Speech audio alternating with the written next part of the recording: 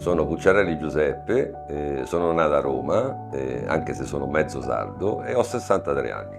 Quando mandai la panoramica, il dottor Palmas è stato molto onesto nel dire che potevano mettermi incapsulare tutti i denti, dice poi, però col fatto della piorrea dopo 2 o 3 anni sarebbero scesi.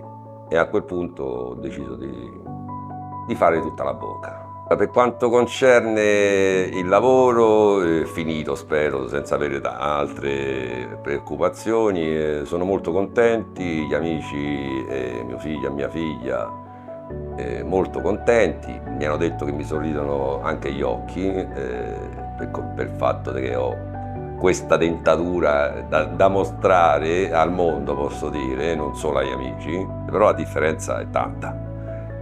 Tanta da come ho adesso i denti, ho meno preoccupazioni, non devo stare attento al fatto di pensare che scendevano per la piorrea, i colletti, no, momentaneamente la notte e il giorno. Sono rimasto molto meravigliato sia per quanto riguarda l'assistenza tecnica dottoristica, sia per quanto riguarda l'assistenza in generale. E devo dire anche l'organizzazione per le varie uscite nella città e per avere penso che siano state fatte per avere un rapporto con gli altri pazienti.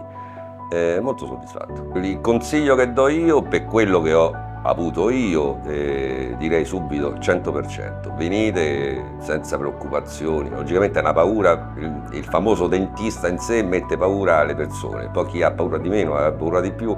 Io personalmente non ho mai avuto paura del dentista.